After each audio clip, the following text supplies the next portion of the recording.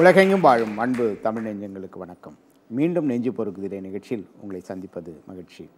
வாரந்தோறும் ஒரு சமூக தலைப்பினை எடுத்துக்கொண்டு நாம் விவாதித்துக் கொண்டிருக்கின்றோம். இன்றைக்கு கூட ஒரு முக்கியமான தலைப்பு, சுற்றுச்சூழலை பாதிக்கக்கூடிய ஒரு விஷயம் தமிழகத்தில் நடந்திருக்கிறது. அதை குறித்து நாம் விவாதிக்க இருக்கின்றோம். சென்னை எண்ணூர் கடல் பகுதியில் ஏற்பட்டுள்ள எண்ணெய் கசிவால் அதிகம் பாதிப்பு சுற்றுச்சூழலுக்கா அல்லது பொதுமக்களுக்கா என்பதை குறித்து நாம் விவாதிக்க இருக்கின்றோம். இந்த விபத்து என்று இவர்கள் சொல்கிறார்கள். உண்மையாகவே இது விபத்தா என்று ஒரு கேள்விக்குறி கூட இருக்கிறது. எம்டி டான் என்கின்ற கப்பலும் பிடபிள்யூடி மேபிள் என்கின்ற கப்பலும் மோதி கொண்டதாக சொல்கிறார்கள். இது ஏதோ 2 கப்பல்கள் மட்டுமே மோதி கொண்டதாக சாதாரணமாக சொல்கிறார்கள். ஆனால் இதற்கு பின்னால் ஏற்பட்ட விளைவுகளை பற்றி நாம் யாரும் அதிகமாக பேசவில்லை. சுமார் 34,000 சதுர அடி கிலோமீட்டர் வரைக்கும் இதனுடைய எண்ணெய் பரவி இருக்கிறது. ஏறக்குறைய 32 கிலோமீட்டர் எண்ணூர் பகுதியிலிருந்து பாலவாக்கம் வரைக்கும் இருக்கிறது. அப்போ இதனுடைய தாக்கங்கள் எப்படி இருக்கும், இதனுடைய வீரியங்கள் எப்படி இருக்கும் என்பதை பார்க்க வேண்டும். இந்த எண்ணெய் படலங்கள் சாதாரண எண்ணெய் படலங்களாக கடலில் கலந்து விடுவதில்லை. அது மேல் பரப்பில் இருப்பதனால் சூரிய ஒளி உள்ளே போகாத காரணத்தினால் கடல் வாழ் உயிரினங்கள் இதில் பாதிக்கப்படுகிறது. குறிப்பாக ஆலிவ் என்கின்ற கடல் ஆமைகள் சுமார் 1000 கிலோமீட்டர் தூரம் பயணித்து இந்த பகுதிக்கு முட்டையிடும் ஒரு 40 வருடங்களாக நடந்து கொண்டிருக்கக்கூடிய ஒரு நிகழ்வு. இப்போ இந்த முட்டையிடுவதற்காக ஆமைகள் வர முடியாத ஒரு சூழல், அப்படியே வந்தாலும் இறந்து போகக்கூடிய ஒரு சூழலை நாம் பார்க்கின்றோம்.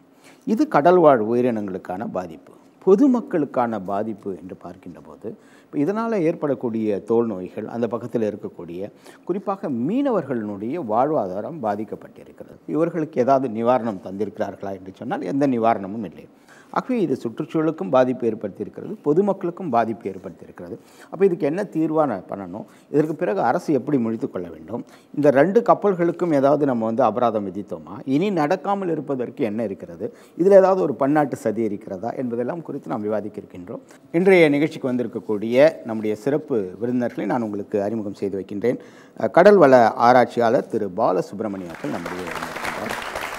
சுற்றுச்சூழலுக்கு ஏதாவது பாதிப்பு ஏற்பட்டால் குரல் கொடுக்கக்கூடிய முதல் இயக்கமாக இருக்கக்கூடிய பூ உலகினுடைய நண்பர்கள் திரு வெற்றி செல்வன் வழக்கறிஞர்கள் நம்முடைய இருக்கின்றார். அகில இந்திய மீனவர் சங்கத்தினுடைய செயல் தலைவர் மற்றும் செய்தி தொடர்பாளர் திரு நாஞ்சில் ரவி அவர்கள் நம்முடைய இருக்கின்றார். சென்னை துறைமுகத்தினுடைய துணை செயலாளர் திரு ஜெயபிரகாஷ் அவர்களும் நம்முடைய இருக்கின்றார். சிந்தாதிரிப்பேட்டை மீன் மற்றும் அழகு பொருட்கள் சங்கத்தினுடைய செயலாளர் திரு கனி அவர்களும் நம்முடைய இருக்கின்றார்.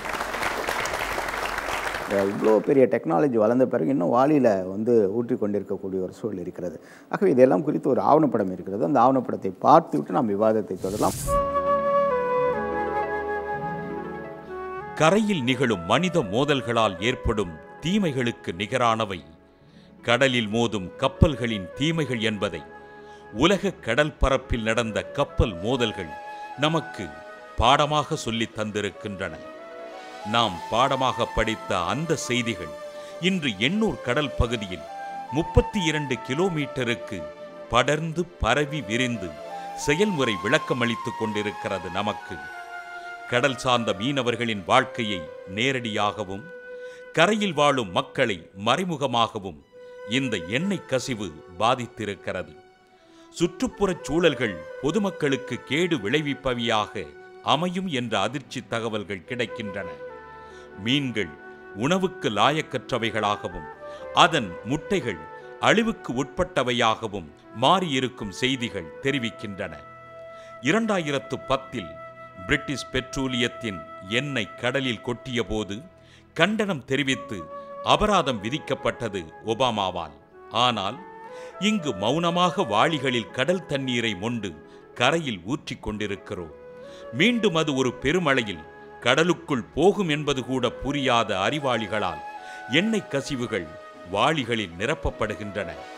பாதிப்பு சுற்றுச்சூழலுக்கோ அல்லது பொதுமக்களுக்கோ யாருக்கு நிகழ்ந்தாலும் அது எமக்கு நிகழ்ந்தவை என எண்ணி மீண்டும் இளைஞர்கள் பட்டாளம் கடற்கரை நோக்கி பயணப்பட்டு கொண்டிருக்கிறார்கள்.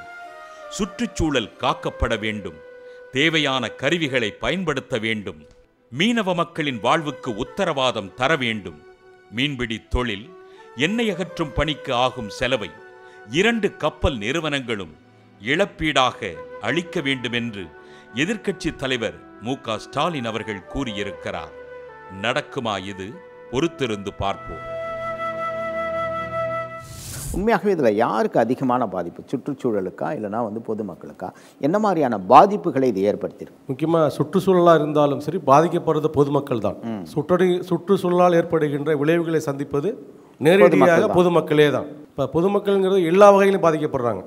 ஒன்று அவங்களோட வாழ்வாதாரம், அது மீனினால் இருந்து உண்டாக்கக்கூடிய ஐயா வந்திருக்க மாதிரி அழகு சாதன பொருட்கள் தயாரிப்பதினால் வருவது விளைவுகள்.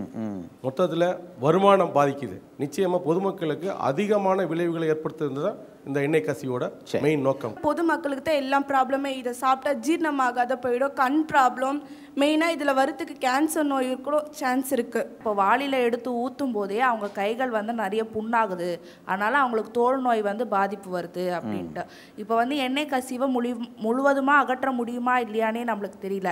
அப்போ நம்ம யார் இதுக்கப்புறம் அந்த பீச் பக்கம் போனாலோ இல்லை எங்கே போனாலோ கண்டிப்பாக அவங்களுக்கு தோல் நோய் பாதிக்கிறதுக்கான அறிகுறிகள் நிறையவே இருக்குது. மீனவர்களுக்கு தான் பாதிப்பு அதிகமாக இருக்குது. ஏன்னா அவங்களுக்கு மெயின் ஒர்க்கே அதில் தான் இருக்குது. அதில் கிடைக்கிற சம்பளத்தை வச்சு தான் அவங்க வாழ்வு போகுது. அதுவும் இல்லாமல் போயிட்டு அவங்க சாப்பிட்ற சாப்பாட்டுக்கு குடிக்கிற நீர் முதற்கொண்டு எல்லாமே வீணாகுது. கடலில் கலக்கிற இந்த வீணான நீரெல்லாம் குடிநீர் கூட கலக்கிறனால தண்ணீர் முதற்கொண்டு அவங்களால சரியாக பருக முடியல. முக்கியமாக பார்க்க போனோம்னா மீனவர்கள் தான் அதிகமாக பாதிக்கப்பட்டிருக்காங்க. ஏன்னா அவங்களுடைய பொருளாதாரம் பாதிக்கப்பட்டிருக்குது. அதை கொண்டு தான் அவங்க அவங்களுடைய வாழ்வாதாரத்தை நியமித்து கொள்கிறார்கள்.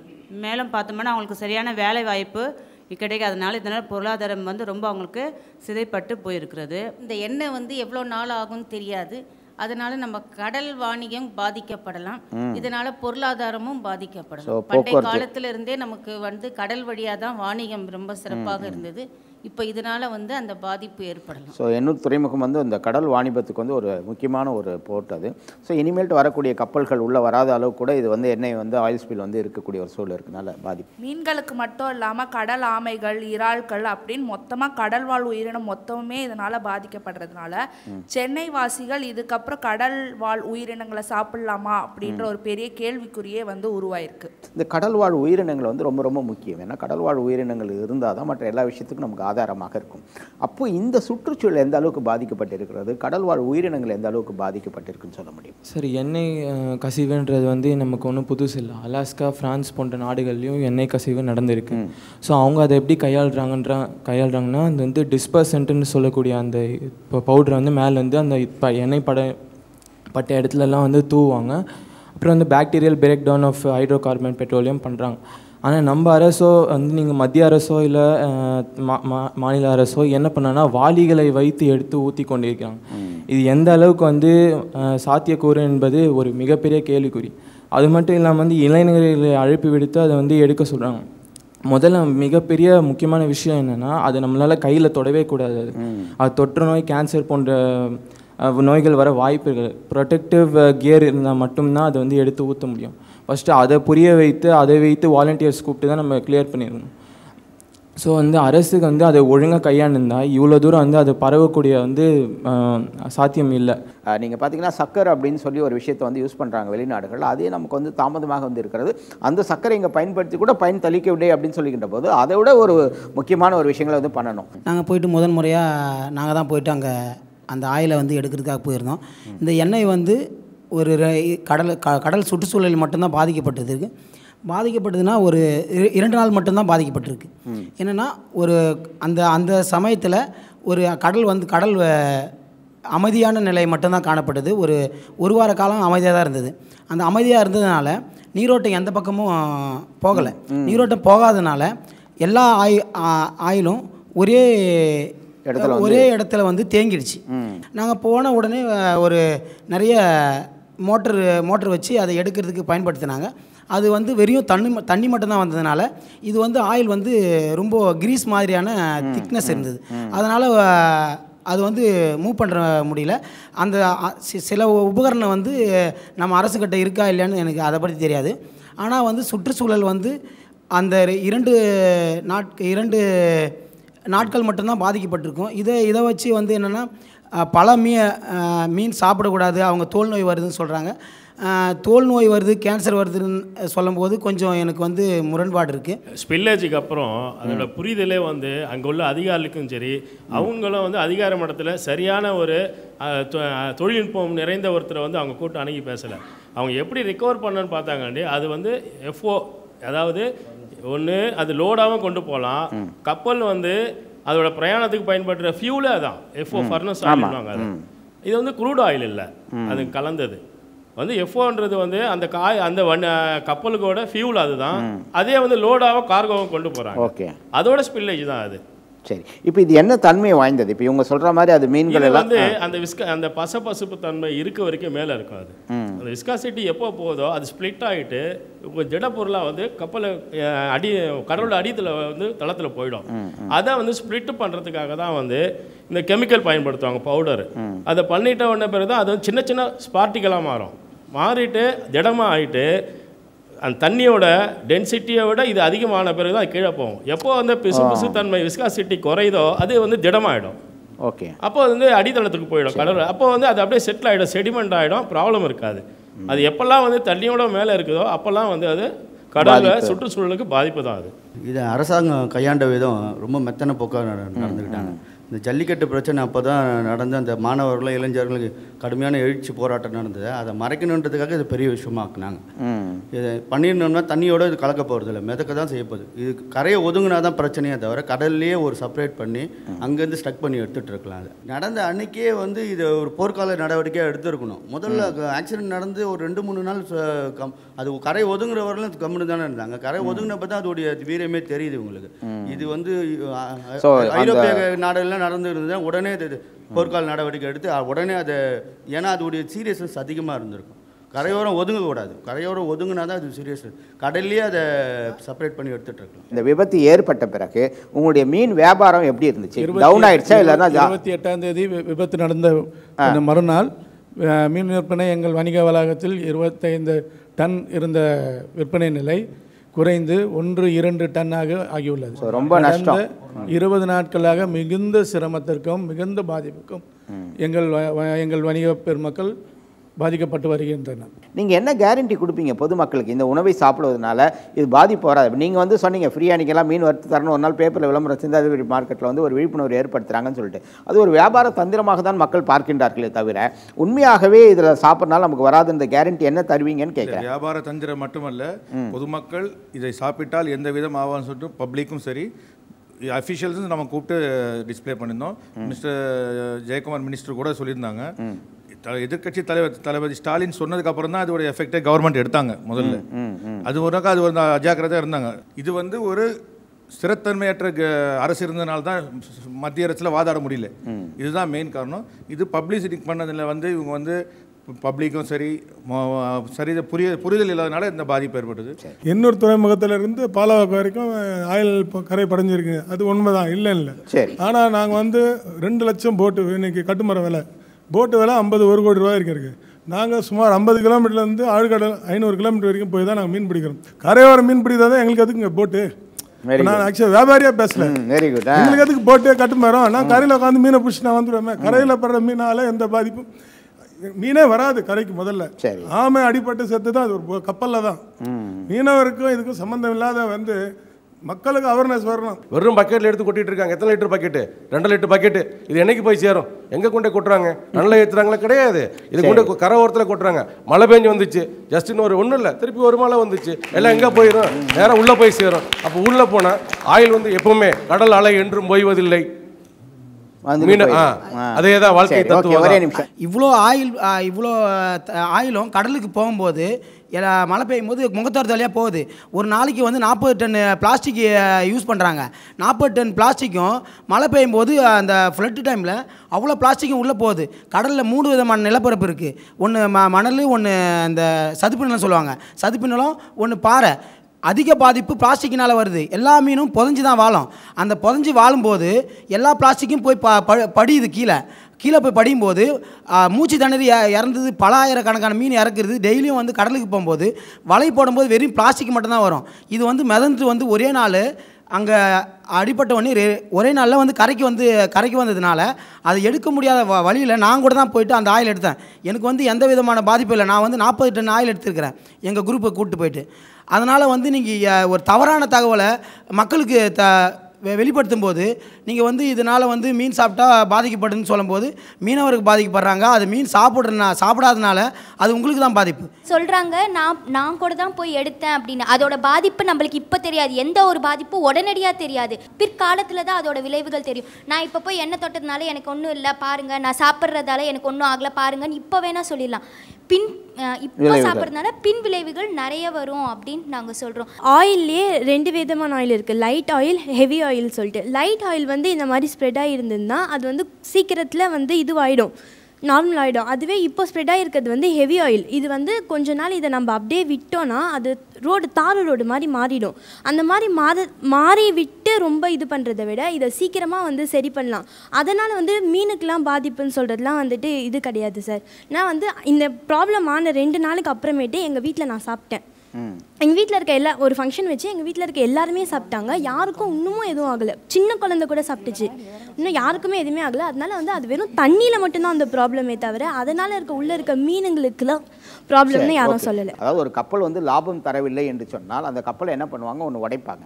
அப்போ உடைக்கிற செலவு ஜாஸ்தி ஆச்சுன்னா என்ன பண்ணுவாங்க, நடுக்கடலில் அமைதியாக இருக்கிற இடத்துல சில இடத்துல விட்டுட்டு வந்துடுவாங்கன்றாங்க. 3வது விஷயம், இன்சூரன்ஸ் கிளைம் பண்ணுறதுக்காக இந்த மாதிரி ஒரு விபத்துக்களை ஒரு செயற்கையாகவே ஒரு விபத்து வந்து நடந்த மாதிரி ஒன்று பண்ணுவாங்க அப்படின்னு சொல்கிறாங்க. இப்போ இந்த 3த்துல ஏதாவது ஒரு விஷயம் இருக்கக்கூடியமா அப்படின்னு ஒரு டவுட் எல்லா பத்திரிகையிலும் வந்து இருக்கக்கூடிய ஒரு விஷயம் இருக்குது. கண்டிப்பாக இது திட்டமிட்ட சதி போல் தான் எங்களுக்கு இருக்குது. ஆனால் அது உடைப்பதற்கோ ஆயில் சிந்துவதற்கோ அல்ல. ஐரோப்பியா மார்க்கெட்லையும் அமெரிக்கன் மார்க்கெட்லையும் இந்தியன் ஃபுட்டுக்கு நம்பர் 1ல் இருக்கிறது. அதை தகர்க்க வேண்டும். கடந்த 15 ஆண்டுகளாக மற்ற நாடுகள், சீனா மற்றும் இதர நாடுகள் போட்டி போடுகின்றன. இதுவாகவும் ஒரு இப்போது தமிழ்நாட்டில் இந்த ப்ராப்ளம் ஆரம்பித்து தொடர்ச்சியாக அப்படியே அயல் நாட்டிலும் இந்த ஸ்டே ஆர்டர் வாங்கலாதுக்கு ஒரு எக்ஸ்போர்ட்டர்ஸ்க்கு இது ஒரு ப்ராப்ளம் வரும் ஃபியூச்சர்லன்னு எனக்கு. மிஷினரியோட அந்த கெமிக்கல் பவுடர் ஒன்று இருக்குது, ஸ்பாட்டிக்கெல்லாம் மாற்றி செடிமெண்ட்டாக அடியில் போயிடும். அதில் கொஞ்சம் பாதிப்பெல்லாம் குறைச்சிடும். இன்னொன்று வந்து அந்த எல்என்டியில் வந்து மேல் மட்டத்தில் தான் இது வந்து விஸ்காசிட்டியால் மிதக்குது அந்த படிவம். அதை வந்து அந்த எல்என்டியில் ஒரு மிஷின் இப்போ ஒரு 5 நாள் கழிச்சு தான் அந்த மிஷினை கொண்டு வந்து இறக்குனாங்க. அதுவும் கெப்பாசிட்டி கம்மியாக இல்லை, அந்த வித்தோட கம்மி. அந்த ப்ரஷ் பண்ணிகிட்டே பார்ட்டிக்கிளை வந்து ஸ்ப்ரெட் பண்ணாது, அதோட வீரத்தை குறைச்சி அது கீழே தள்ளணும். அது வந்து பண்ணணும், அதுவும் இல்லை. அது ஒரே ஒரு மிஷின் தான் இறக்குனாங்க. அதுக்கப்புறம் இவங்க எல்லாம் வாளியில் தான் பண்ணாங்க. தொடர்ந்து வந்து இதெல்லாம் வந்து இன்னொரு குறைபாடு, இந்த சாதன குறைபாடுக்கு காரணம் வந்து ஆட்கள் அதிகப்படியாக இல்லாதது தான். அதிகப்படியாக வந்து நிரந்தர தொழிலாளி இருந்தால் தான் வந்து எக்யூப்மெண்ட்டை பயன்படுத்துவான். எக்யூப்மெண்ட்டு எப்போ வருதோ அப்போல்லாம் வந்து ஆட்கள் குறையும் தான் செய்யும். இப்போ ஆட்களே இல்லாதப்போ வந்து பெர்மனெண்ட்டாக 2000க்கு அப்புறம் வந்து பெர்மனன்ட் ஸ்டாஃபே இல்லை. இப்போ அந்த துறைமுகத்தில் இன்னும் கம்மி. அதனால் அவங்க எக்யூப்மெண்ட்டை பயன்படுத்தின அவசியம் இல்லை, கேர்லெஸ்னஸ் தான். அந்த கப்பலுக்கு தான் டெமரேஜ் ஆக போகுது. அந்த கப்பல் ஸ்பீலேஜ் பண்ணால் அவர் தான் டெமரேஜ், இவருக்கு வருமானம். ஆனால் இதுக்கு இடையில வந்து சுற்றுச்சூழலும் பொதுமக்களை பாதிக்கும் இவங்க காற்றுல விட்டுடுறாங்க. அதிகாரிகள் சரியான புரிதல் இல்லை, அவங்களுக்கான மெத்தனை போக்கு தான் இது காரணம். சென்னை, எண்ணூர், மண்ணல்லி அந்த சைடு நிறைய கம்பெனிஸ் இருக்குது, MFL, IOL, IOC. ஸோ அந்த ஒர்க்கர்ஸ் எல்லாம் பொதுவாக ரிட்டையர்மெண்ட்டுக்கு அப்புறம் அங்கே தான் செட்டில் பண்ணணும்னு நினைப்பாங்க. இப்போ இந்த ஆபத்தால் கொஞ்சம் அச்சப்படுவாங்க, அங்கே வீடு வாங்க. ஸோ மீனவர்கள் மட்டும் இல்லை, ரியல் எஸ்டேட்டும் பாதிக்கும். திரு நாஞ்சில் ரவி, யாருக்கு அதிகமான பாதிப்பை உண்டு பண்ணியிருக்கு, சுற்றுச்சூழலுக்கா பொதுமக்களுக்கா, இல்லை வேறு ஏதாவது உங்களுடைய கருத்து இருக்கிறதா? பாதிப்பு வந்து மீனவர்கள் தான். அதாவது கடந்த 28ஆம் தேதி வந்து 2 கப்பல்கள் மோதிக்கொண்டதில் அந்த துறைமுகத்திலேருந்து 5 கடல் மைல் தொலைவில் இந்த ஆயிலுடைய கழிவுகள் எல்லாம், அதாவது ஆயிலா இல்லை குரூட் ஆயிலா, கப்பல் பயன்படுத்தக்கூடிய ஆயிலா என்கிறது தெளிவற்ற முறையில் அமைச்சர் பொன் ராதாகிருஷ்ணன் அவர்கள் பார்வையிட்ட போது சொல்கிறாங்க, இது வந்து 10 மீட்டர் அளவுக்கு கப்பலில் பாதிப்பு ஏற்பட்டிருக்கு, அதுலேருந்து ஆயில்கள்லாம் வெளியாகிருக்குது அப்படின்னு அவர் சொல்லும்போதே அந்த ஆயிலை அரெஸ்ட் பண்ணுறதுக்காக மத்திய அரசு உரிய நடவடிக்கை எடுத்திருக்கணும். எடுக்காதனால தான் இவ்வளோ பெரிய மிகப்பெரிய விபத்தை ஏற்படுத்திக்கிட்டு ஒன்றுமே தெரியாத மாதிரி முழு பூசணிக்காய் சோத்தில் மறைச்ச மாதிரி மத்திய அரசு மறைச்சிக்கிட்டு இருக்குது. இதை வந்து வன்மையாக வந்து நாங்கள் கண்டிக்கிறோம். எங்களுடைய பாதிப்புக்கு அந்த கப்பல் நிறுவனம் வந்து இழப்பீடு கொடுக்குதோ இல்லையோ, மத்திய அரசு முழுமையான இழப்பீடையும் அவங்க தான் இதனுடைய பொறுப்பாளரும் கூட. இப்போ கடலில் வந்து ஆயில் கொட்டின உடனே கடல்வாழ் உயிரினங்கள் அந்த இடத்த விட்டு போயிடும். அந்த ஆயில் கடல் மேலே படர்ந்துருக்கிறதுனால கீழே இருக்கக்கூடியதுக்கு ஆக்சிஜன் கிடைக்காது. ஆக்சிஜனுடைய லெவல் குறைஞ்ச உடனே அங்கே இருக்கக்கூடிய மீன்லாம் வேறு இடத்துக்கு போயிடும். ஒரு சில மீனினங்கள் இப்போ சொல்லக்கூடிய இந்த கடலாமை போன்றதெல்லாம் ஒவ்வொரு 15 நிமிடம் இல்லை ஒவ்வொரு 20 நிமிடத்துக்கும் ஒரு வாட்டி கீழே இருந்து அது மேலே வரும்போது வேகமாக வரும். வர்ற நேரத்தில் அது எப்படி இருந்தாலும் ஆயில் லேசாக பட்ட உடனே அதனுடைய இதில் வந்து பட்ட உடனே அது வந்து எப்படியாவது ஒரு பக்கத்தில் அதனுடைய மாறுபாடான கோணங்களுக்கு போயிடும். இப்படிப்பட்ட சூழ்நிலை தான் தவிர மீன்கள் அங்கே இறக்கிறதுக்கான வாய்ப்புகள் ரொம்ப குறைவு. இவங்க சொல்கிறது போல் அந்த பகுதியில் மீன்களுடைய இறப்புங்கிறது இல்லை. ஏற்கனவே இருக்கக்கூடிய சில மீன்கள் வந்து அங்கே வந்து வலையிலையோ இல்லை போட்டுகள்லேருந்து அடிபட்டுட்டு ஒரு மாதிரி பிரச்சனைகளில் வரக்கூடியது மட்டும்தான் அந்த ஏரியாவில் அடர்த்தியான ஆயிலில் ஒட்டிக்கிட்டு மிதந்ததை தவிர மீன்கள் அந்த இடத்துல இருக்கவே இருக்காது. இன்னும் சொல்ல போனால் ஏற்கனவே திருவள்ளூர் மாவட்டத்தில் இருக்கக்கூடிய அந்த பகுதிக்குள்ளாடி இந்த விபத்து நடந்த இடத்துக்குள்ளாடி ஆயில் கழிவுகள், அதாவது அங்கே இருக்கக்கூடிய ஆயிரக்கணக்கான கம்பெனிகள்லேருந்து ஏற்கனவே வந்து கழிவுநீர் அங்கே போகிறதுனால அந்த பகுதியில் மீன் வளமே இல்லை. ஏற்கனவே மீனவர்கள் அந்த பகுதியில் மீன் பிடிக்கிறது இல்லை. மீனவர்கள் மீன் பிடிக்க போகிறது சென்னை காசிமேடு மீன்பிடி துறைமுகத்திலேருந்து ஒரு நாளைக்கு 1500 விசைப்படகுகள் இருக்குது. இந்த 1500 விசைப்படகுகளும் ஏறக்குறைய குறைஞ்சபட்ச தூரமாக போனால் கூட நம்ம தமிழ்நாட்டினுடைய எல்லைன்னு சொல்லக்கூடிய 18 கடல் நாட்டிகள் மைல் தாண்டி தான் போய் மீன் பிடிக்கிறாங்க. அவங்க போகனால ஏறக்குறைய இங்கேருந்து 300லேருந்து 500 கிலோமீட்டர் டிஸ்டன்ஸு ட்ராவல் பண்ணி போய் தான் மீன்களை பிடிச்சிட்டு வர்றாங்க. இந்த விபத்து நடக்கிறதுக்கு முன்னாடியே போய் மீன் பிடிச்சிட்டு வந்தால் கூட அந்த மீனை கரைக்கு கொண்டு வரும்போது ஒரு சில சமூக ஊடகங்கள், ஒரு சில மீடியாக்கள் தவறான நபர்களிடமிருந்து எடுத்து போட்ட செய்தியின் காரணமாக மீனோடைய வாழ்வாதாரம் மிகமையாக பாதிக்கப்பட்டது. அப்போ நீங்கள் மீன் பிடிப்பது வந்து கடலோர பகுதியில் கிடையாது, நீங்கள் போய் நடுக்கடல் தான் பிடிச்சிட்டு வரீங்க. அப்போ உங்களுக்கு எதுக்கு நாங்கள் வந்து மீனவர்களுக்கு வந்து என்ன இழப்பு ஏற்பட்டிருக்கு, எதுக்கு உங்களுக்கு நாங்கள் வந்து ஆதார் இது கேட்குறீங்க, பணம் கேட்குறீங்க? அந்த கடற்கரை ஓரத்தில் இருக்கக்கூடிய கடற்கரை ஓரங்களில் இருக்கக்கூடிய பகுதிகளில் மீன் இனம் வந்து புழுப்பூச்சிகள், முட்டைகள் இது வந்து இடுறதுக்காக வரக்கூடிய மீன்களுடைய இது வந்து ஒரு 10 வருட காலத்துக்காவது அந்த பகுதிகளில் இந்த மாதிரி பாதிப்புகள் உருவாகும் அப்படிங்கிறது நாங்கள் சொல்கிறோம்.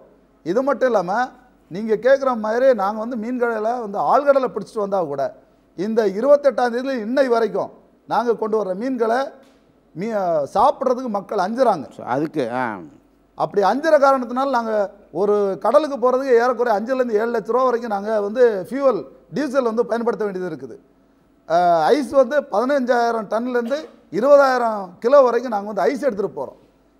20,000லேருந்து 15,000 லிட்டர் தண்ணி வந்து நாங்கள் எடுத்துகிட்டு போகிறோம். இப்படி 15 தொழிலாளி 20 தொழிலாளர் வந்து ஒவ்வொரு படகுலையும் பணியமர்த்து வேலைக்கு போகிறாங்க. இவங்க கொண்டு வர்ற மீன்கள் வந்து 8 லட்சம் ரூபாய்க்கு கொண்டு வந்தால் கூட 2 லட்சம் ரூபாய்க்கு தான் போகுது. ஒவ்வொரு படகு உரிமையாளருக்கும் 6 லட்சம் ரூபாய் இழப்பு ஏற்படும். அப்போ உங்களுடைய நிவாரணம் வந்து உங்களுக்கு வந்து விற்பனை வந்து சரிவானதை வந்து நீங்கள் வந்து பாதுகாக்கணுன்றதே தவிர, பட் உங்களுக்கான அந்த கடலோர பகுதிகளில் உங்களுடைய மக்கள் எதுவும் பாதிக்கப்படலையா? இப்போ பிள்ளைகள் சொல்கிற மாதிரி தோல் நோய்கள் இல்லை அந்த மாதிரியான பாதிப்புகள் ஏதாவது? அந்த மாதிரி எந்த பாதிப்பும் இல்லை சார். சும்மா வந்து சமூக ஊடகங்களில் இந்த மாதிரி ஏதோ பேசணுங்கிறதுக்காக பேசக்கூடாது. அதாவது ஆயிலை எடுக்கிற நேரத்தில் அரசாங்கம் வேணும்னா ரெண்டு அரசாங்கமும் வந்து மெத்தனமான முறையில் நடந்துக்கிட்டாங்க. இதை எடுக்கணும்னா அவங்க ஈஸியாக எடுத்துருக்கலாம். எவ்வளோ வழிமுறைகள் இருக்குது, அதெல்லாம் வந்து பயன்படுத்தியிருக்கலாம். எதையுமே பயன்படுத்தாமல் வெறுமனே ஜல்லிக்கட்டுடைய விஷயத்தை மறைக்கிறதுக்காக ஏற்பட்ட ஒரு நிகழ்வாக மட்டுமே இது வந்து கருதப்பட்டு மூடி மறைச்சிட்டாங்க. உலக நாடுகளுக்கு மீன் இன்னைக்கு வரைக்கும் ஏற்றுமதி நடந்து விட்டுருக்கு. உலக நாடுகளுக்கு மீன் ஏற்றுமதி செய்யணும்னா இந்திய தரக்கட்டுப்பாடு சான்றிதழ் வந்து வழங்கப்பட்டால் மட்டும்தான் அந்த மீன்கள் ஏற்றுமதி செய்யப்படும். அப்படி உலக தர கட்டுப்பாடு சான்றிதழ் கொடுத்து மீன்கள் போகும்போது தவறான செய்தியை எந்த இடத்துலையுமே பரப்பக்கூடாதுன்னு தான் என்னுடைய இது. நன்றி திரு ஜெயபிரகாஷ் சார். அதாவது நம்முடைய அரசு வந்து சரியான எக்யூப்மெண்ட் வச்சில்லை அப்படின்றத குற்றச்சாட்டு வைத்துக் கொண்டே இருக்கிறார்கள். இது எந்த அளவுக்கு உண்மை? நீங்கள் அந்த ஆர்பார் அசோசியேஷனில் இருக்கனால நான் கேட்குறேன். க்ரூட் ஆயில்ன்றது ஆங்கிலத்தில், தமிழில் வந்து கச்சா எண்ணெய். இந்த கச்சா எண்ணெயில் பூமியிலிருந்து எடுக்கப்பட்டு அது தனித்தனியாக பிரிக்கப்பட்டது தான் naphtha, petrol, diesel, kerosene, FO அப்படின்ற. அதில் கடைசியாக தார். நான் சொல்லி வந்த அத்தனை ரகமும் பிரிக்கும்போது கடைசியாக தார்லேயே அந்த தாருக்கு முன்னால் வர்றது தான் LSHS அப்படின்றது வந்து லோ சல்ஃபர் ஸ்டார். அது ஃபுல் மீனிங். அதைத்தான் இந்த கப்பலில் வந்தது.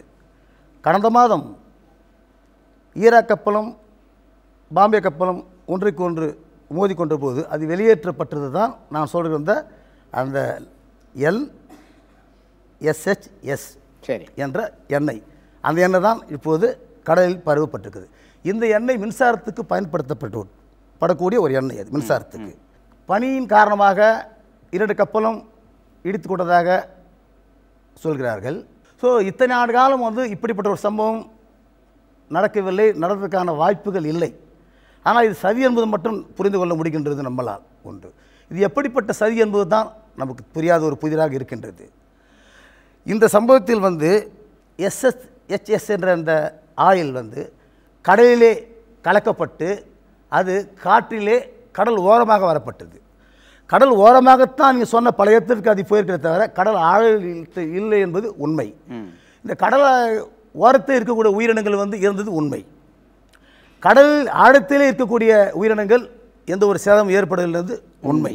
முதலில் நான் மீனவர் இல்லை என்பதை நீங்கள் புரிந்து கொள்ள வேண்டும். உண்மை.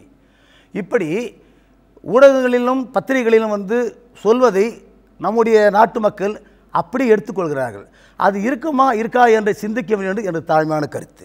இதில் வந்து பத்திரிகையில் வந்து வியாபாரியாக வந்து இதில் கேன்சர் வந்துவிடும், ஸ்கின் டிஃபெக்ட் வந்துவிடும், பெரிய ஆபத்து நெருங்கிவிட்டது என்று வந்து ஒரு பொய்யான தகவலை கொண்டு ஜனங்களை பயமுறுத்துகின்றார்கள். அந்த ஆயிலிருந்து கந்தக சக்தி இருக்கின்றது, அது உடலுக்கு கேடு விளைவிக்கும் என்பது வந்து உண்மை. ஆனால் யாருமே வந்து ஆயில் வந்து கையால் எடுக்கவில்லை.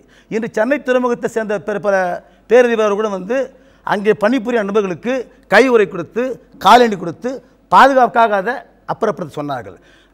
நமக்கிட்ட வந்து தொழில்நுட்பம் குறைவாக இருக்கின்ற காரணத்தினால்தான் இங்கே காலதாமதம் ஏற்பட்டதை தவிர வேறு எந்த ஒரு அசம்பாவம். அதான் கேட்குறேன், துறைமுக அதிகாரிகள் ஏன் ஒரு துரிதமான நடவடிக்கை எடுக்கல? ஆரம்பத்தில் சொல்லுகின்ற போது சொன்னாங்க 2 நாள் தாமதமானது தான் இதனுடைய விபரீதமே அப்படின்னு சொல்லிட்டு. ஏன் அந்த அளவுக்கு இல்லை நம்மன்ற தொழில்நுட்பம் இல்லாத காரணத்தில் தான் இந்த காலதாமதம். இதுக்கு தான் முக்கிய தொழில்நுட்பம் இல்லைன்றதை உண்மை. உண்மை உண்மை தொழில்நுட்பம் இப்போ இல்லை. அதனால தானே இந்த காலத்தில் போயிட்டு 2017 நூற்றாண்டில் வந்து வாளி எடுத்து என்ற நிலைமை ஏற்பட்டிருக்கின்றது. உலக நாடுகள் வேறு நாடுகள் இது ஏற்பட்டிருந்தால் இந்த கீழ்த்தரம்ல வாளி எடுத்து கையில் அளவுக்கு ஏற்பட்டிருக்குமா? இல்லை.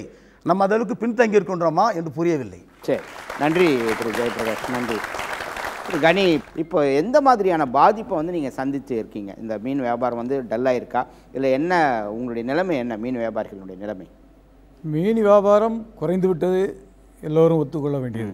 ஒன்று மட்டும் சொல்கிறேன், பொல்யூஷன் எங்கிருந்தாலும் அதன் பக்கம் மீன்கள் வராது. இது கடவுள் மீன்களுக்கு கொடுத்த அறிவு. எத்தகைய பொல்யூஷன் கடலிலே இருந்தாலும் அதை நோக்கி மீன்கள் நகராது. அந்த பொல்யூஷனை பார்த்தவுடன் தனக்கு சாதகமான இடம் எங்கே இருக்குதோ அங்கே சென்றுவிடும். இதனால்தான் வெயில் காலத்தில் மீன்கள் அதிகமாக நமக்கு வராது. காரணம், இந்த வெயிலுடைய தாக்கம் அந்த மீன்களை தாக்கும்போது அது வெயில் சூட்டுனால கடலுக்கு உள்ளே ஆழ்கடலுக்கு சென்றுவிடும். இது இயற்கை அதுக்கு கொடுத்த ஒன்று. இந்த கடற்கரை 45 கிலோமீட்டர் அளவுக்கு தான் பாதிப்பு ஒழிய நம்முடைய கடற்கரை 1008 கிலோமீட்டருக்கு இருக்கிறது. இந்த 1008 கிலோமீட்டர்லையும் இது போல் படலம் இருந்தாலும் மீன்களுக்கு எந்த பாதிப்பும் வராது. காரணம், மீன்கள் அதை கண்டு ஒதுங்கிவிடும். இந்த காசிமேடு, எண்ணூர், ராயபுரம் பகுதியில் பிடிக்கப்படுகின்ற மீன்களில் நண்பர் சொன்ன மாதிரி ஒரு 50% வெளிநாட்டுக்கல்ல கேரளா வியாபாரிகள் வந்து வாங்கி செல்கிறார்கள். இதுவரை கேரளா வியாபாரிகள் சாப்பிட்ட அந்த மீனினால் எந்த பாதிப்பும் நமக்கு சொல்லவில்லை. அவர்கள் எந்த பாதிப்பையும் இங்கே சொல்லவும் இல்லை, அதை பற்றி பேசவும் இல்லை. அந்த அளவுக்கு நம்ம சாப்பிட்றது ஒரு 10% தான் இங்கே உள்ள மீன்களை சாப்பிடுகிறோம். மற்றதெல்லாம் வெளி மாநிலத்திலிருந்து வர மீன்கள். எனவே இது வந்து மக்களால் பரப்பப்பட்ட ஒரு வகையான பிரச்சாரத்தின் காரணமாக இந்த பாதிப்பு எங்களுக்கு இருக்கிறது. இந்த கடல் ஆமைகள் செத்த மாதிரி சொன்னாங்க, அது உண்மை. ஏனென்றால் மீன்களுக்கும் ஆமைகளுக்கும் வேறுபாடு உண்டு. ஆமைகள் தண்ணீருக்கு மேலே வந்து தான் மூச்சு விடும், அதுபோல் கரைக்கு வந்து தான் முட்டையிடும். மீன்கள் அப்படி இல்லை. மீன்கள் கடலுக்கு அடியிலேயே மூச்சு விடும், அது சுவாசிக்கும், அது முட்டையிடும் எல்லாம். இந்த ஆமைகள் வருகின்ற நேரம் என்னவென்றால் அந்த ப்ரீடிங் டைம். இப்போ வந்ததே அது வந்து ஆமைகளுடைய ப்ரீடிங் டைம். அந்த ப்ரீடிங் டைமில் அது வந்ததுனால இந்த எண்ணெய் படலம் இருந்ததுனால அதனால் மேலே ஏறி தண்ணீருக்கு மேலே வந்து அது மூச்சு விட வழி இல்லை. அதனால தான் செத்து மருந்தனை ஒழிய மீன்கள் எந்த மீனும் சாகவில்லை, எல்லா மீனும் தப்பித்து கொண்டன, உள்ளே சென்று விட்டது. ஸோ ஆமைகளுக்கு தான் இதில் வந்து ஆமைகள் தான் பாதிக்கப்பட்டது. நன்றி. திரு வெற்றி செல்வன் அவர்கள் நம்முடைய இருக்கின்றார். சமூக ஆர்வலராக, ஒரு சுற்றுச்சூழல் ஆர்வலராக இதில் என்ன உண்மைகள், என்ன விதமான பாதிப்புகள் ஏற்பட்டு இருக்கிறது மட்டும் தெரியப்படுது. ஃபஸ்ட் இந்த இன்சிடென்ட் எடுத்துக்கோங்க. 28ஆம் தேதி நடந்துச்சு. முதல்ல துறைமுகம் இது மக்கள்கிட்ட சொல்லியிருக்கணும், அவங்க சொல்லலை. ஒன்றுமே நடக்கலன்னு தான் சொன்னாங்க. 2 நாள் வரைக்கும் சொன்னாங்க. கடல் நடுவில் வந்துட்டு ஒரு 2 கப்பல்கள் மோதி கொண்டன, ஒரு விபத்து. சாலை ஓரமாக ஒரு விபத்து நடந்தால் உடனே ஒரு எஃப்ஐஆர் போடுறீங்களா இல்லையா? கடல் நடந்த ஒரு விபத்து நடந்திருக்குல்ல, 10 கிலோமீட்டர் வரைக்கும் அது இந்திய எல்லை தான், அதுக்குள்ளே தான் நடந்திருக்கு. அப்படி நடந்திருக்கிற பட்சத்தில் முதல் வேலை செய்திருக்க வேண்டியது ஒரு எஃப்ஐஆர் போட்டிருக்கணும். 2 நாள் கழிச்சு தான் எஃப்ஐஆரை போடுறாங்க. ஏன் அப்படின்னு வந்து பார்த்தீங்கன்னா மாநில அரசாங்கம் அப்போ உடனே சொன்னாங்க இது எங்கள் ஜூரிஸ்டிக்ஷனில் வரலங்கிறாங்க. அப்போ அது என்ன, ஒரு அரசுக்கு வந்துட்டு ஒரு மாநில அரசாங்கத்திற்கு இது என்னுடைய அதிகாரத்துக்கு உட்பட்டு தான் வருதுன்னான்னு அவங்களுக்கே தெரியல. அரசுக்கு தான் ஒரு ஆக்ஷன் நடக்குது அப்படின்னா லா அண்ட் ஆர்டர் அப்படிங்கிறது மாநில அரசினுடைய சம்மந்தப்பட்டது. கோஸ்டல் கார்டு உங்ககிட்ட தானே இருக்குது, நீங்கள் தானே செஞ்சுருக்கணும். இன்றைக்கி நீங்கள் தானே வழக்கு பதிவு செய்திருக்கிறீங்க. அவர்கள் சொன்னார். சரி, அடுத்து மத்திய அரசாங்கம் இதற்கு செய்திருக்க வேண்டும். மத்திய அரசாங்கம் அவர்கள் உடனடியாக மத்திய சூழல்கள் அமைப்பு சார்பாக, சூழல் அமைச்சகத்தின் சார்பாக அவர்கள் தங்களுடைய குழுவை அமைத்திருக்க வேண்டும். 3வது விஷயம், இதில் துறைமுகத்தினுடைய பாதிப்பு. எந்த ஒரு சம்பவம் நடந்தாலும் அதனுடைய குற்றவாளி யாருன்னு அப்படின்னு பார்க்கணும். அடிப்படையான விஷயம் இல்லையா? அதில் ஃபஸ்ட்டு நான் சொல்லுவேன்னா அக்யூஸ் நம்பர் 1 அப்படின்னு யாருன்னு நான் சொன்னேன். யார் அக்யூஸ் பண்ணுவேன் அப்படின்னு பார்த்தீங்கன்னா காமராஜர் துறைமுக அதிகாரிகளை தான் சொல்லுவேன். ஏன் அப்படின்னு எடுத்திங்கன்னா, ஒரு துறைமுகம் இங்கே செயல்படுகின்றதுன்னா எந்த விதத்தில் செயல்பட வேண்டும் என்பதற்கான சட்டங்கள் கொடுக்கப்பட்டுள்ளன. முதல் படியான விஷயம் என்னென்னா, இப்படி ஒரு துறைமுகம் இயங்குவதனால் அங்கு ஏற்படுகின்ற சூழலில் பாதிப்புகளை கையாள்வதற்கு என்ன நடவடிக்கை மேலாண்மை திட்டங்கள் வைத்திருக்க வேண்டும் என்பதற்கான சட்ட வரையறைகள் இருக்கின்றன. அதுதான் டிசாஸ்டர் மேனேஜ்மெண்ட் பிளான் அப்படின்னு சொல்கிறாங்க. அப்படிப்பட்ட ஒரு டிசாஸ்டர் மேனேஜ்மெண்ட் பிளான் அந்த இடத்துல இருக்குது. அவர்களுடைய டிசாஸ்டர் மேனேஜ்மெண்ட் பிளான் என்ன சொல்கிறாங்க அப்படின்னு வந்து பார்த்தீங்கன்னா, இந்த மாதிரி எண்ணெய் கசிவு குறித்தான விபத்துகளை கையாள்வதற்கு உலக நாடுகள் எல்லாம் வந்து சில வரையறைகள் தந்திருக்கிறார்கள். அதில் என்ன சொல்கிறாங்கன்னா, ஒவ்வொரு கேட்டகரியாக அவங்க வந்து பிரிக்கிறாங்க. அதாவது 100 டன் அளவிலான எண்ணெய் கசிவை வந்து டயர் 1 அப்படின்னு கேட்டகரைஸ் பண்ணுறாங்க. 100லிருந்து அதிகபட்சமாக 1000 வரைக்கும் இருக்கக்கூடியதை வந்து டயர் 2 கேட்டகரின்னு சொல்கிறாங்க. 1000க்கு அதிகமான டன் கசிவு ஏற்பட்டிருந்தால் அது டயர் 3. இப்போது நடந்திருப்பது டயர் 2. இந்த டயர் 2 இந்த விபத்தை கையாள்வதற்கு என்னென்ன எக்யூப்மெண்ட்ஸ்லாம் இருக்கணும், என்னென்ன மேலாண்மை திட்டங்கள்லாம் இருக்க வேண்டும், அதற்கான என்னென்ன பொருட்களாக நீங்கள் வைத்திருக்க வேண்டும் என்ற சர்வதேச விதிமுறைகள் இருக்கின்றன. ஆனால் இந்தியாவில் அது இல்லை, காமராஜர் துறைமுகத்தில் இல்லை. அப்படி இல்லாமல் இந்த துறைமுகம் எப்படி இயங்கி கொண்டிருக்கின்றது, அதற்கான அனுமதி யார் கொடுத்தது அப்படிங்கிற கேள்வி வருது. என்விரான்மெண்ட் கிளியரன்ஸ் இருக்குது, சட்டப்பூர்வமான அனுமதி இருக்குது, ஒரு டிசாஸ்டர் மேனேஜ்மெண்ட் பிளான் இருக்கணும். அந்த பிளானில் இதெல்லாம் இருக்கணும்னு இருக்குது, ஆனால் இல்லை. அப்போது இது முழுக்க அரசு நிகழ்த்திய ஒரு விபத்து. நாம் இதை அப்படி தான் புரிஞ்சுக்கணும். State made disaster. அப்போ ஒரு அரசு செஞ்ச ஒரு விபத்தின் போது நீங்கள் இந்த இடத்துல குற்றம் சாட்ட வேண்டியது அரசு தான். அரசு உடனடியாக இந்த பாதிக்கப்பட்ட மக்களுக்கு இழப்பீடு கொடுத்துருக்கணும். இந்த சூழலை வந்துட்டு ரிட்ரைவ் பண்ணுவதற்காக உடனடியாக இன்னும் அதிகமாக செலவு பண்ணியிருக்கணும். மத்திய அரசாங்கம் செய்யவில்லை, மாநில அரசாங்கம் செய்யவில்லை, துறைமுகம் அதிகாரியும் செய்யவில்லை. 2 கப்பல்களுக்கு எதிராக நீங்கள் ஒரு எஃப்ஐஆர் போட்டதோடு இதை முடிச்சுட்டாங்க. ஆக இப்படி விஷயத்தை வந்துட்டு நம்ம இப்படி சுருக்கி பார்க்கக்கூடாது. அரசனுடைய பிரம்மாண்டத்திலிருந்து தான் நம்ம இது அணுக வேண்டிய வேலையில் நம்ம வந்து இருக்கிறோம். அப்போது மக்களுக்கு இது குறித்தான விழிப்புணர்வு அடுத்து யார் ஏற்படுத்தணும் அப்படிங்கிற அடுத்த ஒரு முக்கியமான ஒரு கேள்வி வருது. அப்போ இவ்வளோ இன்ஸ்டியூஷன் எவ்வளோ எதுக்கு இருக்காங்க, ரிசர்ச் இருக்காங்களே, இவ்வளோ விஞ்ஞானிகள் இருக்கிறாங்க. 108 சேட்டலைட்டை வந்துட்டு ஒரே ராக்கெட்டில் உட்கார வச்சு அனுப்ப முடியும். நம்மளால் வந்துட்டு ஒரு மீன் உண்மையிலே பாதிப்பட்டிருக்கா இல்லையான்னு பார்த்து ஆராய்ச்சி பண்ணி சொல்கிறதுக்கு எவ்வளோ நேரம் ஆகும்? ஏன் இது வரைக்கும் அவங்களால சொல்ல முடியல? இப்போ நண்பர் குறிப்பிட்டது போல் வெளிநாட்டுக்கு நாங்கள் இந்த மீன்களை ஏற்றுமதி பண்ணுறோம் அப்படின்னா அப்போ குவாரண்டைனில் அவங்க வந்து அதுக்கான ஃபெசிலிட்டிஸ் வச்சுருப்பாங்க, ரிசர்ச் பண்ண இருப்பாங்க. வெளிநாடுகளில் அதுக்கான குவாரண்டைன் இருக்கும். அந்த ரிப்போர்ட்டாச்சும் வெளியிடலாம்லே. இந்த பகுதியிலேருந்து இந்த சாம்பிள் நாங்கள் எடுத்தோம், கலெக்ட் பண்ணோம் அப்படின்னு அந்த இதாச்சும் நீங்கள் வெளியிடுங்க. குறைஞ்சபட்சம் இந்த விஞ்ஞானபூர்வ அறிவை கூட மக்கள்கிட்ட சொல்ல தயங்குகிறார்கள். அந்த அளவுக்கு தான் அரசனுடைய வெளிப்படைத்தன்மை, அரசுக்கும் சிவில் சொசைட்டிக்கான ஒரு கேப் இருக்கு இல்லைங்களா, அது இங்கே ரொம்ப பிரம்மாண்டமாக இருக்குது. பிரச்சனை அதுதான், அந்த டிரான்ஸ்பரன்சி அப்படிங்கிறது இல்லை. அரசு தன்னுடைய ஒவ்வொரு செயல்பாடுகளையும் ஒவ்வொரு திட்டங்களையும் மக்களுக்கு நேரடியாக அறிவிக்க வேண்டும், மக்கள் இதை கேட்க வேண்டும். நாம் தவறான இடத்தில் கேள்வி கொண்டு இருக்கிறோம், நாம் சோசியல் மீடியாவில் கேட்டுக்கொண்டு இருக்கிறோம். அப்படி அல்ல, அரசை கேள்வி கேட்க வேண்டும், அரசிடம் கேள்வி கேட்க கற்றுக்கொள்ளுங்கள். அதன் மூலமாகத்தான் இப்படிப்பட்ட பிரச்சனைகளுக்கான நிரந்தர தீர்வு நமக்கு வந்து கிடைக்கும். நன்றி திரு பாலசுப்ரமணியம் சார். இப்போ கடலுக்கு ஏற்பட்டக்கூடிய பாதிப்புகள் எந்த அளவுக்கு இருக்கும்? நீங்கள் ஒரு கடல்வள ஆராய்ச்சியாளராக இப்போ இதில் இவங்க சொன்னதில் எது உண்மை எது போய், இவர்களுக்கு என்ன மாதிரியான தெளிவு இதில் இருக்கிறது அப்படின்றது மட்டும் சொல்லுங்கள். 28ஆம் தேதி அதாவது 3 வாரத்துக்கு முன்னாடி ஒரு சனிக்கிழமை காலையில் இந்த விபத்து நடந்தது. அன்று பிற்பகல் எங்களுக்கு கிடைச்ச ரிப்போர்ட் என்னென்னா, முதல்ல எங்களுக்கு கிடைச்ச ரிப்போர்ட் மீன்கள் இடமாற்றம் செய்யுது. கடலூர் பக்கத்தில், பாண்டிச்சேரி பக்கத்தில் புது மீன் நிறைய வந்திருக்குன்னாங்க. அப்போ இந்த பொல்யூஷன் வந்த உடனே மீன் இடம் மாறி இருக்குது. 11 மணிக்கு எடுத்த ஃபோட்டோஸ் எங்களுக்கு காமிச்சப்போ நாங்கள் உடனே சொல்கிறோம், நான் வாட்ஸ்அப்பில் கூட ஷேர் பண்ணேன், குறைஞ்சது 100லேருந்து 120 மெட்ரிக் டன் வெளியே போகிற வாய்ப்பு இருக்குது. இது குறிப்பாக ஆர்கே நகர் கான்ஸ்டியூன்சி அசம்பிளி பகுதியில் தான் ஒதுங்கும். அதாவது காசிமேடில் மெரினா வரைக்கும் உள்ள பகுதியில் என்ன ஒதுங்கும். ஏன்னா கடல் நீரோட்டத்தை பற்றி ஆய்வு பண்ணுறவங்க அத்தனை பேருக்கும் தெரியும், ஒரு நிகழ்வு நடந்தால் அதோடைய வினைகள் என்ன நடக்கும் எங்களுக்கு தெரியும். இதில் அந்த கப்பலை மிக அழகாக துறைமுகத்துக்குள்ளே கொண்டு வந்து இந்த எண்ணெயை அழகாக பக்கெட் எலிவேட்டர் முறையிலையும் பாக்டீரியா முறையிலையும் எடுத்துருக்கலாம். ஆனால் இது முதல் கோணல் முற்றும் கோணல் மாதிரி ஒன்றுமே நடக்கலை, 200 லிட்டர் தான் போச்சு, 1 டன் தான் போச்சு, 2 டன் தான் போச்சு. ஆனால் இன்றைக்கி இது வரைக்கும் 289 டன் ஸ்லட்ஜு சேர்த்து எடுத்திருக்காங்க, மறைக்க முடியல. அதே மாதிரி இதுக்கு அக்கௌண்டபிலிட்டின்னு ஒன்று இருக்குது. ஒரு நிகழ்வு நடந்துருச்சு, இது நடக்காமல் இருந்திருக்கலாம், அதுக்கான முறைகள்லாம் இன்றைக்கி உலகம் முழுக்க நிறைய முறைகள் இருக்குது. ஆயில் ஸ்பில்ன்றது புதுசு கிடையாது, சென்னையில் கப்பல்கள் வர்றது புதுசு கிடையாது, 100 வருஷமாக என்ன வந்துக்கிட்டு தான் இருக்குது. இதுக்கு நிறைய பேராமீட்டர்ஸ் இருக்குது. இதில் முதல் அக்யூஸ்ட் பார்த்தோன்னா அந்த எண்ணூர் துறைமுகம் தான். ஏன்னா அவங்களுக்கு இதில் டக் போட்டுன்னு இருப்பான், ஐயா ஹார்பரில் இருக்காங்க, டக் போட்டுன்னு இருக்காங்க. இந்த மேப்பிள் கப்பல் வெளியே போகுது, அதுக்கு டக் போட் கொண்டு போய் விட்டுட்டு உள்ளே வந்துடணும். இந்த டான் காஞ்சிபுரம் உள்ளே வருது. கரெக்டாக 3:45-4 மணிக்கு இந்த பனியில் விபத்து நடந்ததெல்லாம் யாரும் நம்ப மாட்டாங்க. ஏன்னா உலகம் முழுக்க ஆர்டிக் கடல் அண்டார்டிக் கடல்லே கப்பல் போகுது, அது பனி, அது யாரும் நம்ப மாட்டாங்க. ஆனால் இந்த 3:45 மணிக்கு ஒரு விபத்து நடந்ததுக்கு காரணம் என்ன? இந்த ஆப்ரேட்டர்ஸுடைய மிஸ்டேக்ஸு. ஆனால் மிஸ்டேக் நடந்த விதம் இது ஒரு திட்டமிட்ட விபத்து மாதிரி தான் எங்களுக்கு தெரியுது. இது ஒரு அசம்பிளி தொகுதியை முழுக்க பாதிக்கப்பட்டிருக்கு, அது இல்லாமல் சென்னையை முழுக்க பாதிக்கப்பட்டிருக்கு, ஏர் பொல்யூஷன் கிரியேட் ஆகிருக்கு. இதில் நல்ல வேலை இது வந்து சம்மரில் நடக்கலை. இன்சூரன்ஸ் கிளைம் பண்ணுறதுக்காக ஒரு விபத்து மாதிரியான ஒரு இது பண்ணுவாங்க அப்படின்ற மாதிரி சொல்கிறாங்களா? அது இதுக்கான வாய்ப்புகள் இதில் இருக்குது? இல்லை, அதுக்கு தொடர்பே இல்லை. ஏன்னா இதில் என்ன நடந்திருக்குன்னா 6000 மெட்ரிக் டன் பகுதியில் இந்த விபத்து நடந்திருக்கு. அந்த மெட்ரிக் டன்னுக்கு ஆர்டர் கொடுத்தவன் இன்னி வரைக்கும் அந்த எண்ணெயை வாங்கலை. இதுலேயே மிஸ்டேக் வருது. ஒருத்தர் வந்து ஆர்டர் கொடுத்துருக்காங்க இந்த காஞ்சிபுரம் கம்பெனிக்கு 6000 மெட்ரிக் டன் ஆயில், அது ஃபர்னஸ் ஆயில் தான் சொல்கிறாங்க, ஆனால் அதுக்கு ஸ்பெசிஃபிகேஷன் வேறு இருக்குது, அங்கேயே சில மிஸ்டேக் இருக்குது. அந்த எண்ணெய் யாருக்காக வந்தது? அந்த எண்ணெய் விபத்து நடந்தப்போ ஏன் இது வரைக்கும் அந்த எண்ணெய்க்கு ஆர்டர் கொடுத்தவங்க ஏன் இது வரைக்கும் வாங்கலை? இங்கேயே சிக்கல்கள் ஆரம்பிச்சிருச்சு. அப்புறம் அந்த எண்ணெய்க்கு வந்து பக்கெட்டு வாலிக்கெலாம் யார் பணம் கொடுத்தாங்க? அக்கௌண்டபிலிட்டி. ஏன்னா அந்த வழக்கமாக இடித்த கப்பலை தான் தண்டிப்பாங்க, இங்கே இடித்த கப்பலை தண்டிக்கலை.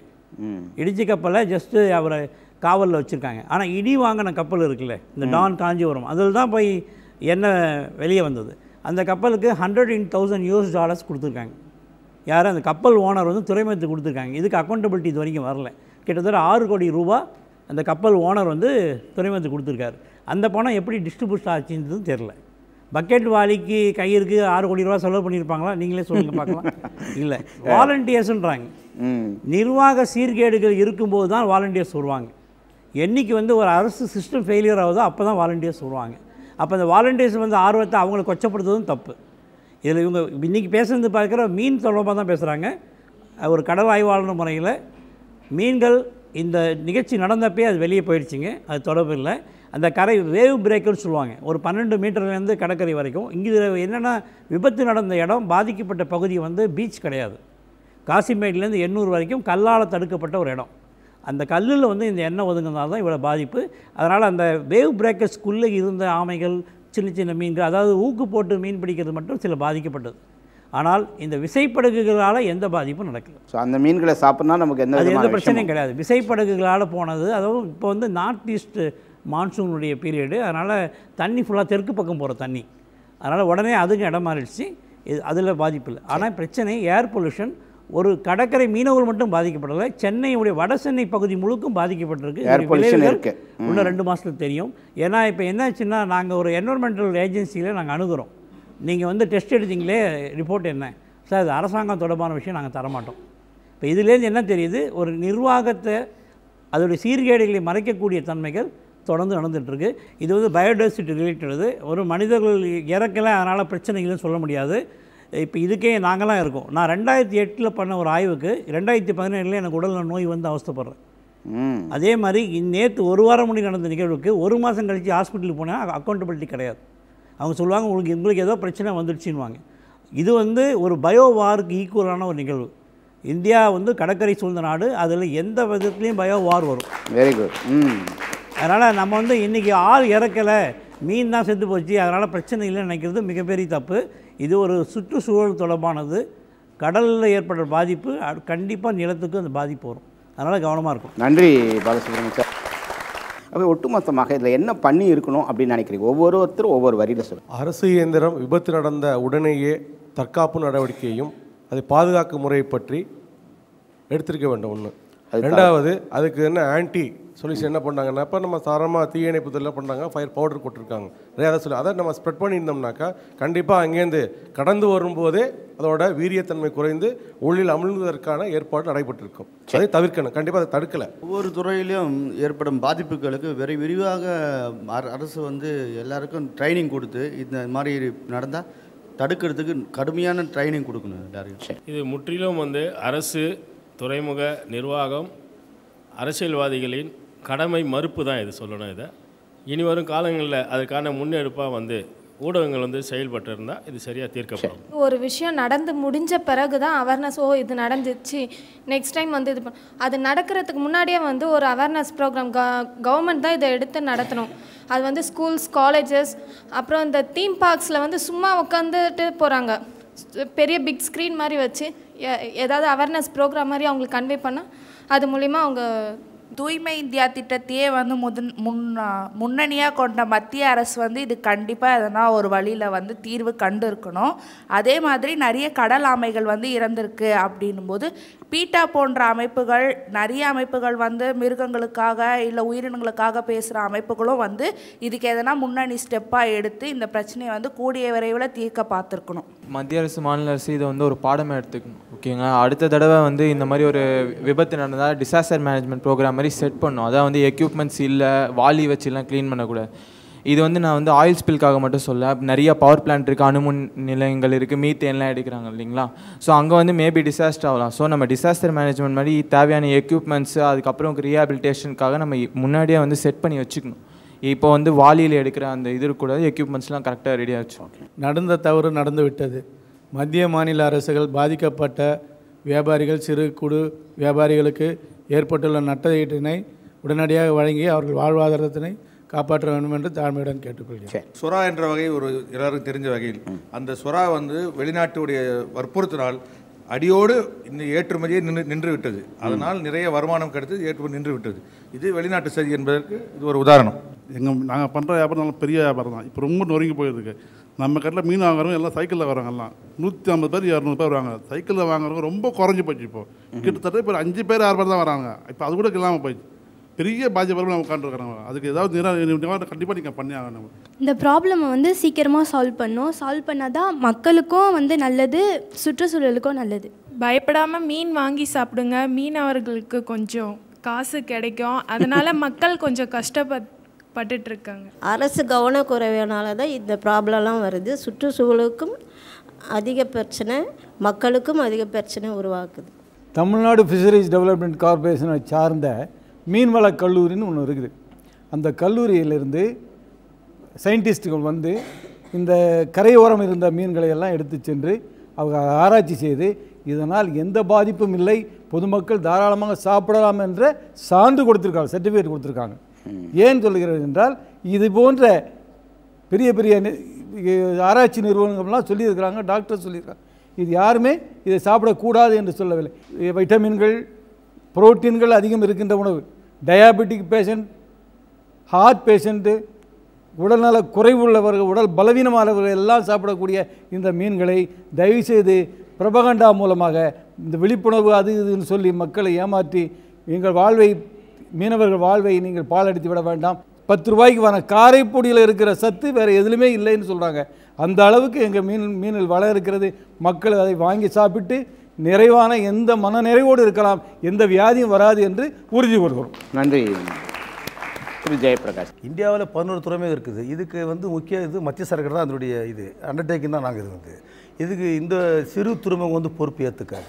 எங்கள் துணை துறைமுகத்தில் சேர்ந்த துறைமுக பேரதிபர்கள் வந்து நீங்கள் சொன்னீங்க வாலி எப்படி வந்து தெரியலன்னு சொன்னீங்க. அவர் தான் அந்த வாலியை கொடுத்து சென்னை துறைமுகத்தின் தொழிலாளர்கள் நாங்கள் மொத்தமாக அனுப்பி அதை அந்த எண்ணெயை வெளியே எடுக்க சொன்னது. அது ஷூ கொடுத்து, கைவரை கொடுத்து, ட்ரெஸ்ஸு கொடுத்து அவர் தான் எடுக்க சொன்னது. அது அந்த பெருமை தான் சேரும். அதில் வந்து சென்னை துறைமுகத்தை சேராது. இப்போ வந்து நம்ம வந்து தொழில்நுட்பத்தில் முன்னேறி வந்து விஞ்ஞானத்தில் உலக லெவலில் வந்து மற்ற நாடுகள்லாம் வியக்கும் அளவுக்கு நம்ம வல்லரசு நாடு ஆட போகிறோம். பல விண்வெளி ராக்கெட்டுகள் வந்து வெட்டிக்காம நேரத்தில் இந்த நேரத்தில் வந்து நம்ம வாளியில் அள்ளும் போது எனக்கு ரொம்ப வேடிக்கையாக இருக்குது, வேதனையாக இருக்குது. வாளியில் அள்ளுறதுன்றது இது ஒரு மனசு கஷ்டமான விஷயம். நம்ம செயல் தலைவர் வந்து மீனவர்களை நேராக பார்த்து மீனவர்கள்லாம் வந்து தாய்க்குள்ளலாம் வந்து கதையை அழுது அவர்கிட்ட வந்து கண்ணீர் விட்டு அவங்களுடைய கஷ்டத்தை சொன்னாங்க. அவர்கிட்ட அவர் ஆட்சி இல்லைனாலும் அவர் வந்து ஆறுதல் சொல்லி இதுக்கான நிவாரணம் ஏற்பாடு செய்யணும்னு சொல்லி சொன்னார். அவர் சொல்லிட்டு போயிட்டாங்க. முயற்சியை எடுத்தார். வந்து இந்த மத்திய இதை நம்ம ஸ்டேட் கவர்மெண்ட்டு அந்த முயற்சியை எடுக்கல. இது அவங்க இன்னும் அப்படியே வந்து வதங்கி வாடி போய்க்கிறாங்க. அதுக்கான உதவியை செய்யணும்னு சொல்லிட்டு இந்த நேரத்தில் நான் கேட்டுக்கிறேன். நன்றி சார். இந்த விபத்து நடந்த உடனே மத்திய தரைவழி கப்பல் போக்குவரத்துறை அமைச்சர் பொன் ராதாகிருஷ்ணன் அவர்கள் ஒரு லாரியிலிருந்து ஒரு டன் டீசல் தான் கொட்டுச்சு அப்படின்னு சொன்னது தான் மிகப்பெரிய தவறு. இதில் அவர் பார்த்த உடனே இது மிகப்பெரிய விபத்து, இதில் இத்தனாயிரம் லிட்டர் கொட்டி இருக்குது, இதை உடனே சரி பண்ணுங்கன்னு சொல்லி அவர் மத்திய அரசையோ மாநில அரசையோ கேட்டிருந்தார்னா இந்த விபத்து பெரிய விபத்தாக மாறி இருக்காது. இந்த விஷயத்தில் மீனவர்கள் ஆழ்கடலில் போய் தான் மீன் பிடிச்சிட்டு வராங்க. இந்த மீனில் எந்த விதமான கண்டாமினேஷன் இல்லைங்கிறத சொல்கிறதுக்காக தமிழ்நாட்டில் இருக்கக்கூடிய சிபா என்கிற மத்திய ஓர்நீர் ஆராய்ச்சி கழகம் அது இந்த மீன்களில் எந்த விதமான கண்டாமினேஷன் இல்லைன்னு சொல்லிட்டாங்க. வெளிநாடுகளுக்கு ஏற்றுமதி செய்யக்கூடியதில் இஏங்கிற ஹெல்த் இன்ஸ்பெக்ஷன் அத்தாரிட்டி அவங்க இல்லைன்னு சொல்லிட்டாங்க. இன்னும் வெளிநாடுகளுக்கு ஏற்றுமதி செய்யக்கூடியதுக்கு கடல் பொருள் அபிவிருத்தி ஆணையம் அது இல்லைன்னு சொல்லிட்டாங்க. இன்னும் 9-10 நாடுகளுக்கு நானே மீன் ஏற்றுமதி பண்ணுறேன். நாங்கள் அனுப்பக்கூடிய ஏஷியன் கண்ட்ரி ஆனாலும் சரி அங்கேயும் மீன்களை எடுத்து தர பரிசோதனைகள்லாம் செய்து தான் அந்த மீன்களை அந்த நாடுகளில் இறக்குமதி செய்கிறாங்க. அவங்களும் இந்த மீன்களை எந்த விதமான கண்டாமினேஷன் இல்லைன்னு சொல்லிட்டாங்க. சமூக ஊடகங்களில் நண்பர்கள் தயவு செய்து இந்த மாதிரி தவறான செய்தியை பரப்ப வேண்டாம். எல்லா மீன்களையும் எல்லாரும் சாப்பிட்றதுக்கான ஊக்குவிப்பை ஏற்படுத்துங்கிறது இந்த நிகழ்ச்சியின் வாயிலாக கேட்குறேன். இந்த காரல் மீனில் பால் காரல்னு ஒரு காரல் இருக்குது, அதை சாப்பிடும்போது தாய்மார்களுக்கு பால் சுரக்கிறதுக்கான நிறைய வாய்ப்புகள் இருக்குது. வைட்டமின் சொல்லக்கூடிய ஒமேகா 3, ஒமேகா 6, ஒமேகா 12ன்னு சொல்லக்கூடிய நிறைய வைட்டமின்கள் இருக்குது.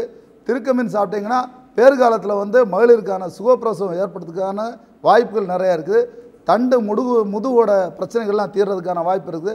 சொரா சாப்பிட்டிங்கன்னா உங்களுக்கு எல்லா விதமான லிவருக்கு தேவையான ஆயில் கண்டென்ட் கிடைக்கிறதுக்கான வாய்ப்பு இருக்குது. இப்படி தரமான மீன்களை மீனவர்கள் கொண்டு வந்துட்டு இருக்கிறாங்க. ஆகவே தயவு செய்து பயத்தை விட்டுட்டு எல்லாரும் மீன்களை சாப்பிடுங்க. உங்களுடைய உடல் ஆரோக்கியத்துக்காக மட்டும் இல்லை, மீனவருடைய வாழ்வாதாரத்தையும் பெருக்கிறதுக்காக இந்த நேரத்தில் இந்த கோரிக்கையை வைக்கிறோம். நன்றி. திரு பாலசுப்ரமணியம், இனிமேல் ஒரு விபத்து இந்த மாதிரி ஏற்பட்டால் என்ன மாதிரியான நடவடிக்கைகள் அரசு எடுக்கணும்?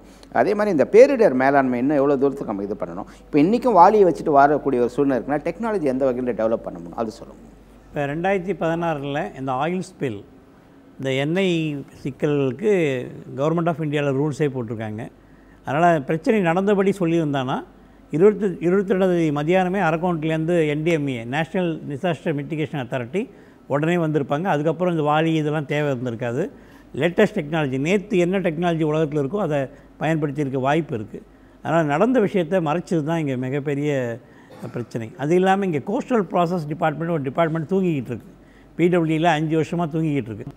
அந்த டிபார்ட்மெண்ட் அவங்க தான் 22ஆம் தேதி காலையில் 4 மணிக்கு விபத்து நடந்தால் 6 மணிக்கு ரிப்போர்ட் கொடுத்துருக்கணும். அவங்களுடைய பிரச்சனை இல்லை. அதே மாதிரி இங்கே பொல்யூஷன் கண்ட்ரோலில் இருக்க டிபார்ட்மெண்ட்டில் மெரைன் சார்ந்த டிபார்ட்மெண்ட்டே இல்லை, இன்டகிரேட்டட் ஓஷன் ஸ்டடீஸ் டிபார்ட்மெண்ட்டே இல்லை. இது 3. 4வது பிரச்சனை இது ஒரு MLA தொகுதியில் நடந்த விபத்து. RK நகர் கான்ஸ்டியூன்சி MLA, அந்த MLA உங்களுக்கு தெரியும் என்ன நடந்ததுன்னு தெரியும். அதனால் இது பல விஷயத்தை ஒருங்கிணைச்சு தான் அதை பார்க்கணும். இது ஒரு மீன் தொடர்பான சிக்கலே கிடையாது. இதை மீனை விட்டுருங்க. இது ஒரு நாட்டின் பாதுகாப்பு, நாட்டின் உயிர் சூழல் தொடர்பான ஒரு விஷயம், பயோடைவர்சிட்டி தொடர்பான விஷயம். அதை நோக்கி போகலாம். இது மீனை பற்றியே பேச வேணாம், இது மீனில் தொடர்பே கிடையாது. ஆனால் மீனவர்களுக்கு ஏற்பட்ட பாதிப்பு மக்களுடைய மனக்குழப்பத்தால், ஃபேஸ்புக் வாட்ஸ்அப்பால் வந்த பாதிப்பு, அந்த பாதிப்பை நம்ம கொடுத்து தான் ஆகணும்.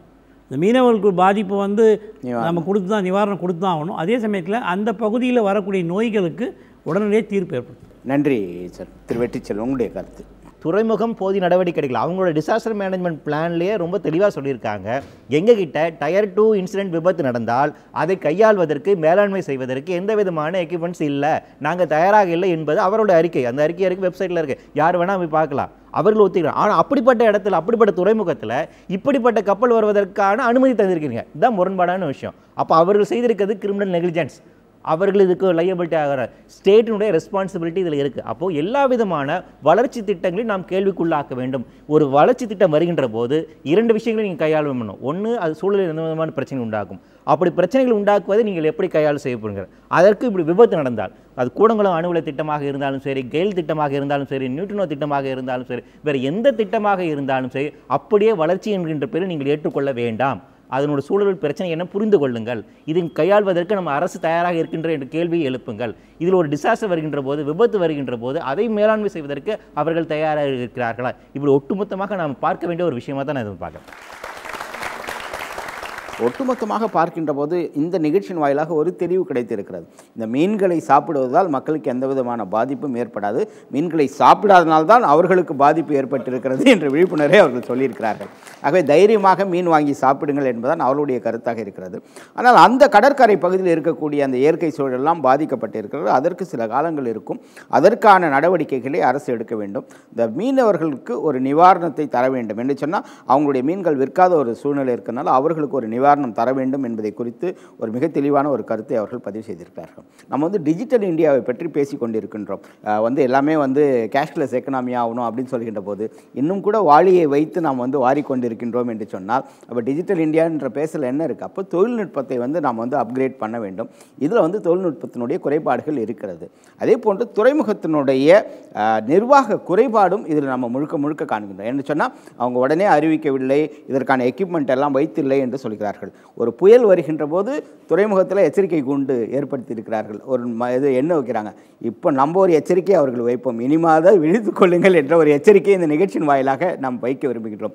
ஒட்டுமொத்தமாக சுற்றுச்சூழல் பாதிக்கப்பட்டிருக்கிறது. இனிமேல் இப்படி ஒரு நிகழ்வுகள் பாதிக்காத அளவிற்கு சென்னை துறைமுகமோ இல்லை இந்தியாவில் இருக்கக்கூடிய துறைமுகமோ அரசும் இதில் கவனம் செலுத்த வேண்டும் என்று சொன்னால் ஒரு நீண்ட காலத்திற்கு ஒரு ஆரோக்கியமான ஒரு வாழ்வை, ஒரு ஆரோக்கியமான சமூகத்தை, ஒரு ஆரோக்கியமான உலகத்தை உருவாக்குவதற்கு இந்த விழிப்புணர்வு நிகழ்ச்சி பயன்பட்டு இருக்கும் என்று நம்புகின்றேன்.